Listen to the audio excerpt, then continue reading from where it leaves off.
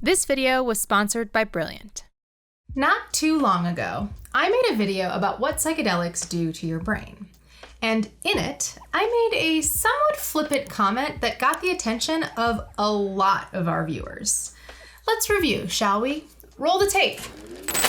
And there's even a fringe theory called the stoned ape hypothesis that says that humans became conscious because we opened our minds using psychedelics.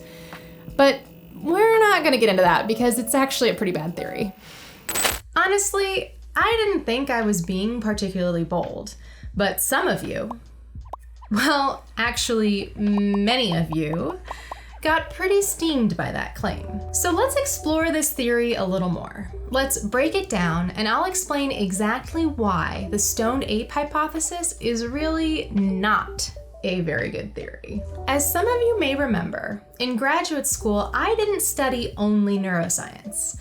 I also spent some time studying anthropogeny, which is an old school term for the study of human origins. UC San Diego, my PhD alma mater, is home to the Center for Academic Research and Training in Anthropogeny, or CARTA, which brings together dozens of researchers from around the world to study and discuss the question of where humans came from and how we got to where we are today. The community includes philosophers, biologists, anthropologists, paleontologists, neuroscientists, psychologists, linguists, physicians, and even artists. CARTA has a special program that brings together graduate students from different research areas to train them in the basics of anthropogeny.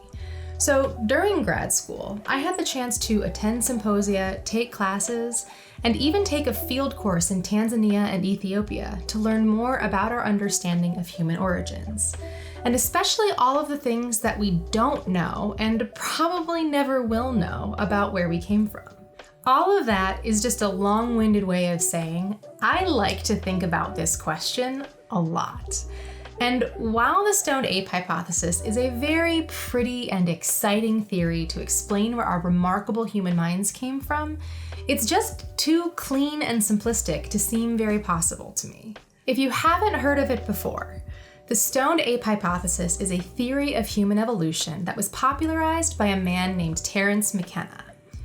He was an ethnobotanist and psychedelic enthusiast who had a lot of interest in the ways that naturally occurring psychedelic substances, like psilocybin mushrooms, could alter human consciousness, especially at very high doses.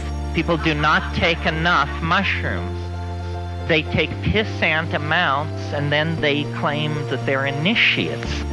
You must take a measured 5 dried grams on an empty stomach. He theorized that the evolution of humans from Homo erectus into Homo sapiens was driven by early humans incorporating psilocybin-containing mushrooms into their diet. He reasoned that as humans were adapting to a changing climate, they may have ended up following along behind herds of wild cattle, whose dung would have provided the perfect habitat for psilocybe cubensis, a common magic mushroom. He argued that low doses of these mushrooms could improve visual acuity, giving early hunters who consumed them an edge in their hunting over those who did not, which in turn would improve their relative reproductive success. Think of it as chemical binoculars. If you're handed a pair of chemical binoculars in a hunting situation, you're going to be a more effective hunter. He also argued that at higher doses, the mushrooms could lead to sexual arousal, reduced sexual inhibition, and increased feelings of social connectedness, leading to higher rates of reproduction. Psilocybin causes what's called CNS arousal. Horniness is another way of putting this.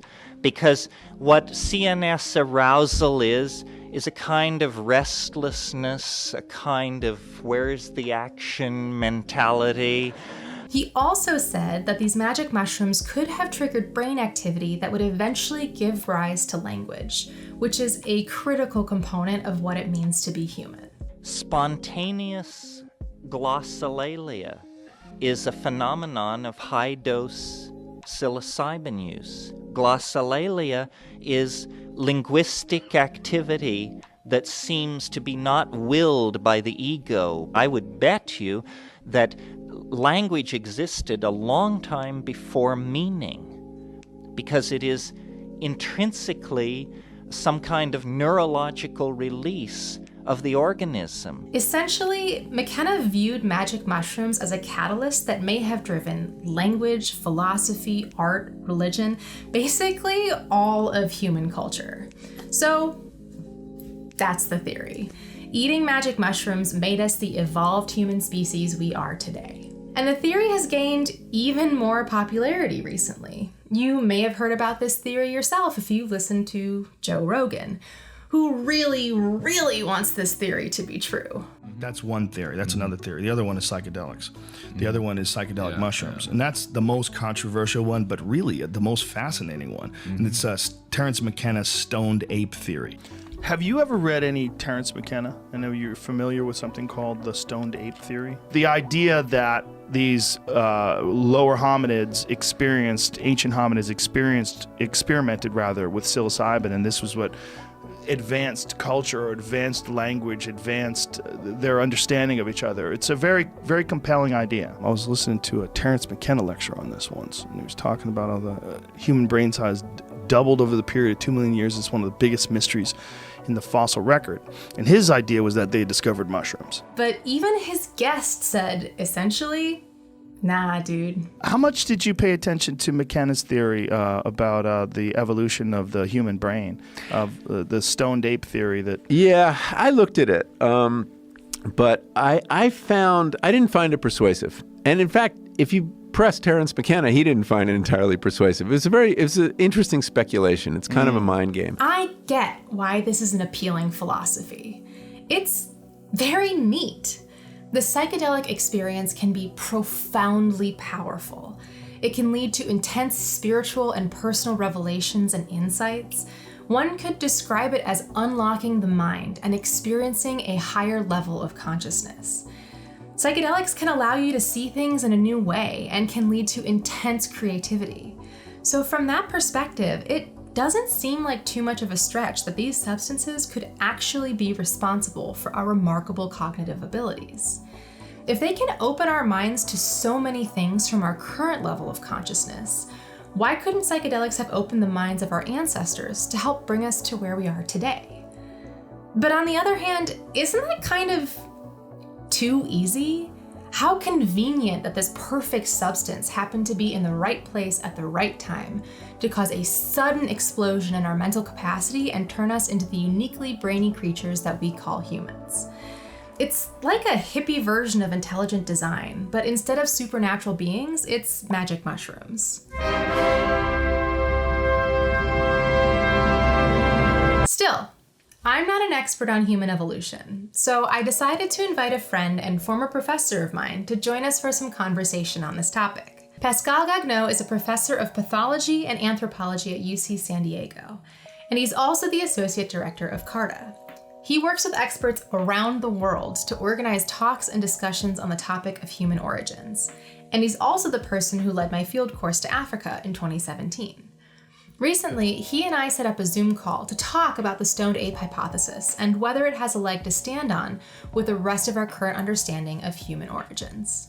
I want to ask you first, why do you think that this hypothesis is so appealing to so many people? Well, because there has been a kind of a renaissance of mind-altering drugs, not as solutions for good parties and enhanced music, but possibly as a solution for real problems such as all kinds of mental issues. McKenna, who was the key proponent and wrote the book Food of the Gods, he was he went to UC Berkeley and he was a lifelong consumer of psychedelic substances. So clearly, having used these substances, he was profoundly touched himself and continued to be surprised how much they can impact your mood, your perception, and so forth. So I think it's a very small step to then embrace something like that as, oh, this must be the solution to everything, and it's the that was the crucible through which we went as a species. Clearly, the fact that other organisms produce substances that can have such profound mind-altering effects on humans and other species is a fascinating field. And I think that's part of the problem, that people fall in love very quickly with theories that are what people call umbrella theories, that, you know, the same theory explains all the aspects of modern Homo sapiens. And I think that's very dangerous. But we all like simple stories because they're simple. One of the big challenges with a theory like this is that it's sort of impossible to prove or disprove. We know so little about how we made the leap from ancestral species into Homo sapiens.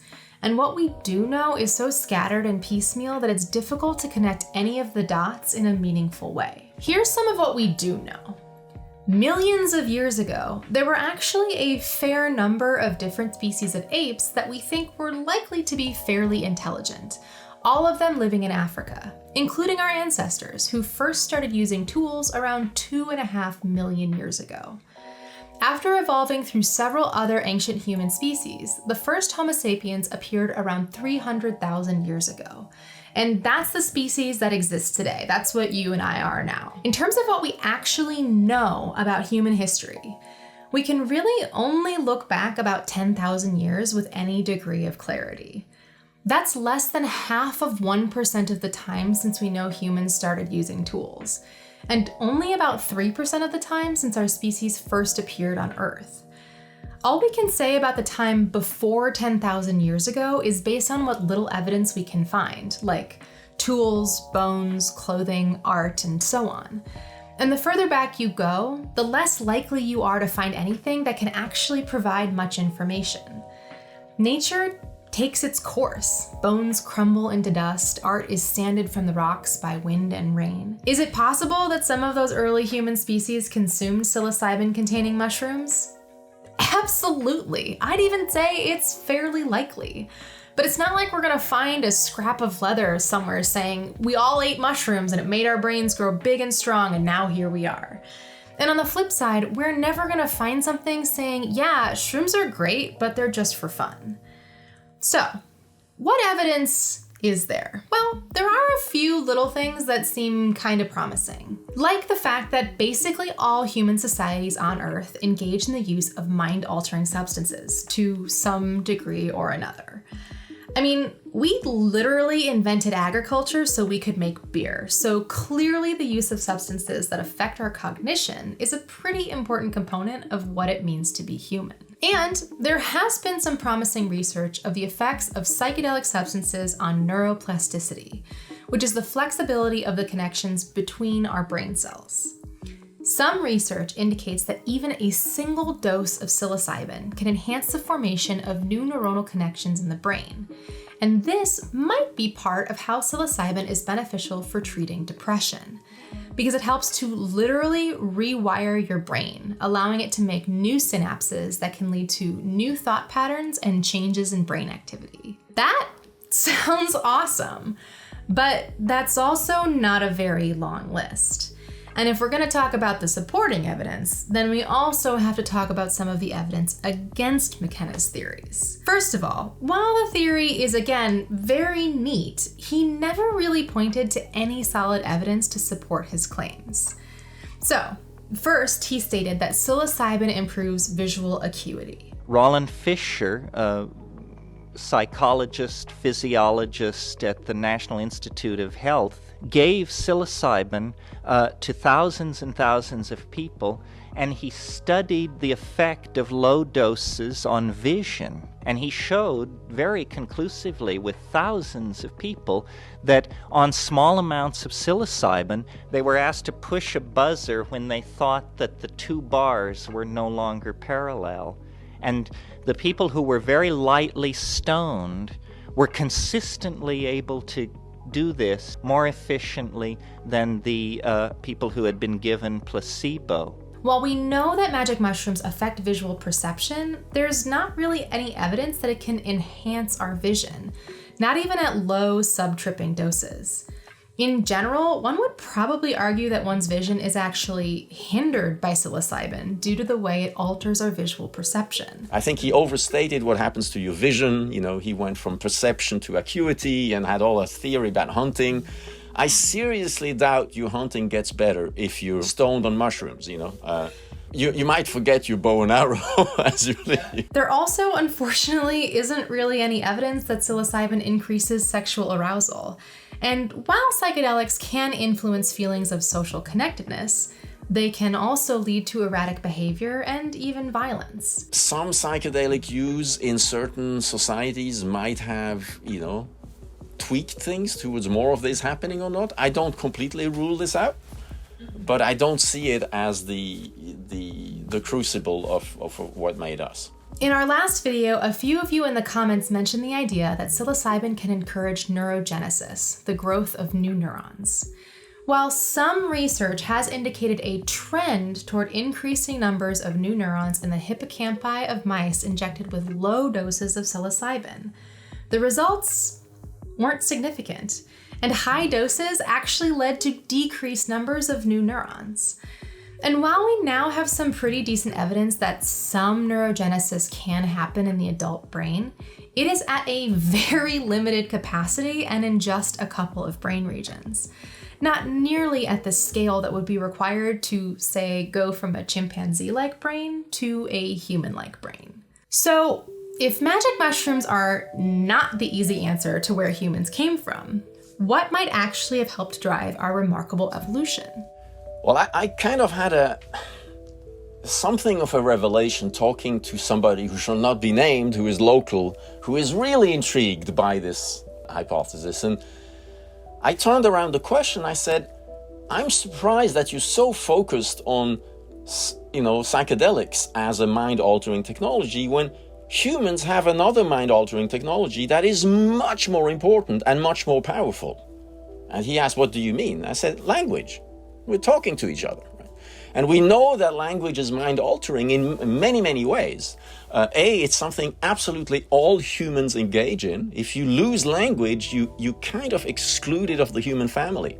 Luckily, language has more than just the sound vocality. So deaf people are perfectly capable of language. If you don't get language early in life, possibly because you're deaf, you live in a very isolated community where there is not a lot of incidence of deaf people, you might have something like a home sign, and people like my colleague Rachel Mayberry in linguistics here at UCSD, she's actually documented that human cognition, not just in the linguistic domain, even spatial orientation, is negatively affected if you don't have language, either in sign or in spoken language. Language is profoundly powerful and enables us to have the close, ongoing social connections we have with other humans. And those close social connections are the real thing that probably allowed us to evolve our enormous modern brains. Because we needed to have communities to help us birth and raise our children in order for our species to survive while our brains got bigger and bigger. There is something about human children that they're born so helpless compared to the apes. And then they develop so slowly. Yet human mothers are actually making successive babies much faster than any of the living apes. So human mothers have done the impossible. Birth is absolutely difficult in humans, so difficult you need cultural help, which you don't need in the apes. But then after birth, the human brain continues growing at a fetal rate, whereas the apes already slow down before they're even born. And so these kids really have no other option but to trigger every possible thing in all the older individuals around them to generate help towards them. And they do that in a way by engaging socially. They're born as little social manipulators. Or they would never make it. They're not capable of feeding themselves yet. So you have other individuals that look after them. The children become master manipulators in oohing others and generating help from them. And you have this other phenomenon that you don't see in living apes. The rule of thumb in most animals is that when you're done having children, you die. And humans violate that blatantly. They're done making babies. They run out of eggs, by which time ape females usually die. But human females have another 30 years. And some of the women who are past menopause in living hunter-gatherers are extremely fit and extremely important individuals in that they convey information and calories to younger individuals. There's also the fact that early humans started to use tools, which made it easier to access high-calorie foods, like bone marrow. The brain is the biggest consumer of our body's energy. It needs a lot of calories to function properly, so our bodies had to get very efficient at finding and absorbing all of that energy. It's quite safe to think that humans, these early humans, and I'm talking about pre-Homo sapiens, so Homo erectus, 2 million years ago, they started going after meat inside the bones, in the skull and in the long bones. And both these meats are relatively safe. They don't rot as quickly. You might have to use stones to chase away the big other predators and scavengers. And then you need something to get to that bone marrow, which is the stones. And so there's actually much more evidence for regular use of very simple stone tools to get to the meat that's inside the bones, the bone marrow and the brain. So one is big animals, the other one is coastal resources with a lot of very interesting fats, fatty acids in invertebrates like seashells and other mollusks like all the different snails. If you have that novel source of energy, then that resets the playing field for what a pregnant mother can do in terms of allocation of energy to her body size. Tellingly, Homo erectus, there was a big change in body size. And then to what she can share with the fetus, that's of course, only half related to her. There's also the fact that we learned how to harness fire and start cooking our food, which makes it way, way easier for us to digest the food and therefore get more calories from the food that we consume. So eating cooked food means less calories have to go toward our digestive tracts and more calories can go toward our brain. So now we have excess energy that we can use to grow those bigger brains. I also want to encourage you to think about this question from another angle, which is, why would those early humans have eaten magic mushrooms? Like, sure, okay, they found some mushrooms and decided to give them a try. But what made the mushrooms so appealing that they kept eating them and ate so many that they could have had a profound effect on human evolution? Because here's what trips me up. A big part of what makes psychedelic substances so profound is the way they alter our conscious mind. One thing that gets talked about a lot, especially with high doses of psychedelics, is the concept of ego death, where you've lost your sense of self and you are existing in a state outside of your normal concept of what it means to be you. For many people, that ego death is a particularly important part of the experience. It allows them to conceptualize how they feel about their own emotions and thoughts beyond themselves, and allows them to feel more connected to other humans and the universe as a whole.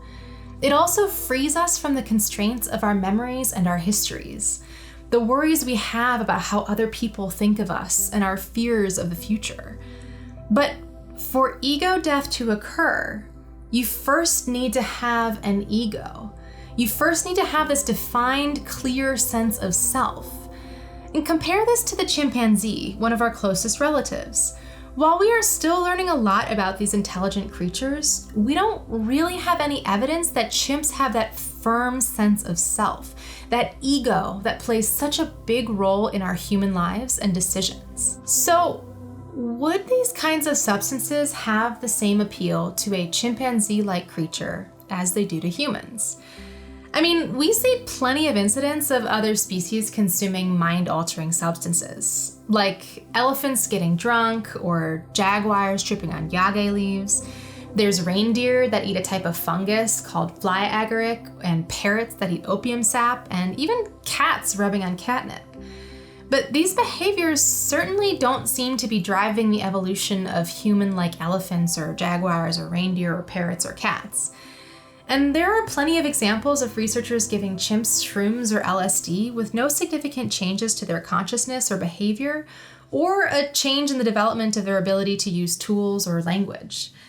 Though apes do seem to really like mushrooms, the yummy non-psychedelic kind. Chimpanzees love mushrooms. They love them so much that they get erections when they meet mushrooms. But these are usually not psychoactive mushrooms that I can tell of. So, even beyond the clear lack of evidence for the stoned ape hypothesis, and the evidence for other important contributors such as tool use, fire use, and language development, honestly, this theory just doesn't make that much sense to me. Because I just have a hard time imagining that our early ape ancestors would have found magic mushrooms to be as valuable as we find them today. That inner commentator, the running commentary, and your obsession with what others think about you, all that must be there for this to be really enjoyable. So that would really argue that what we first built up as an astonishing ape is these bizarre social connection no other ape has. Because we have names and language, we can tell stories about other individuals when they're not present. And this is all wonderful. It's what makes your reputation. It's also what can destroy your reputation. But it's highly stressful because as self-aware apes, we obsess about that all the time. We become sick. And you then take psychedelics and you take a wonderful break. In fact, you start needing the psychedelics. I still have this long-term goal of trying to test blushing in non-human apes. So trying to find an ape, embarrass the ape, and then measure whether, with a heat gun, whether they change temperature. The problem is, I talk to my primatology colleagues, and they all agree. They agree with me. They couldn't think of a situation where an ape would be embarrassed.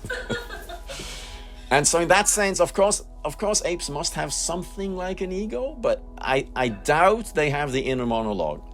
Because to have that inner monologue, you probably need something like proto-language or language. I really want to emphasize, again, that none of this means that psychedelic substances are not profoundly powerful or valuable tools for our species.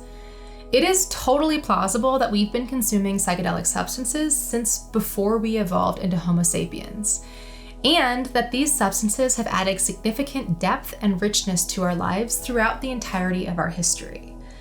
And as we've talked about a few times, we know that these substances have a lot of potential for treating serious mental health conditions. And I do think there's a lot to be said about the ways in which the use of psychedelics and other substances affect the ways we think about ourselves, our world, and our relationships to one another. The few times I have tried mushroom-based psychedelics, it was completely life-altering. It is still among the most amazing experiences I've ever had in my life. So, just because they probably didn't really contribute to the evolution of our species up until this point, doesn't necessarily mean they can't or won't contribute to how our species continues to evolve in the future. Magic mushrooms may not have been the secret key to the evolution of the human brain, but that doesn't mean you can't evolve your own brain, no substances required. Learning new things is a great way to expand your mind, and Brilliant is a great place to start. Brilliant is an interactive STEM learning platform that helps you learn concepts by visualizing them and interacting with them. And even better, they've recently made some changes that make learning even more engaging. Earlier this year, Brilliant upped the interactivity on their platform to a new level, and they continue adding in more and more interactivity to their courses. If you're hoping to flex your brain muscles and learn how to think more critically about scientific questions like today's topic, you might check out Brilliant's newly updated Scientific Thinking course, which is full of interactive exercises that let you experience the principles of science firsthand. Check out this lesson on the center of mass, for example. In this lesson, you're trying to balance mobiles. You can shift around the balance points and immediately see how the mobile balances, or doesn't. On Brilliant, it's not about memorizing or regurgitating facts for a test. You can just pick a course you're interested in and get started. It's a great way to learn without feeling like you're stuck doing homework. If you'd like to try out Brilliant for free and get 20% off a year of STEM learning, click the link in the description down below or visit brilliant.org/neurotransmissions. It is really incredible that these substances exist in nature and that they can so profoundly affect our experiences and decisions. I'm glad the taboo around them is shifting and that we're having more open conversations about their use and value. So, no shade to McKenna for thinking that magic mushrooms could have played such a key role in human evolution. Even if he did also think that psilocybin mushrooms were actually an intelligent species that migrated through space as spores to arrive on Earth and establish a symbiotic relationship with humans. No, I'm not making that up. If you think about the mushroom, try to think about it objectively, it looks to me very much like a good candidate for an extraterrestrial. So when it comes to this theory, maybe my man Terrence should have taken his own advice when he said, Take it easy, dude, but take it.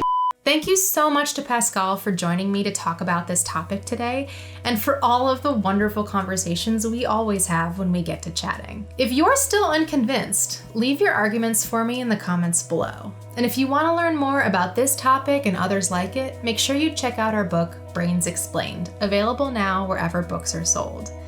In it, you can learn more about the evolution of the brain, the effects of psychedelics, and all kinds of cool, interesting, brainy stuff.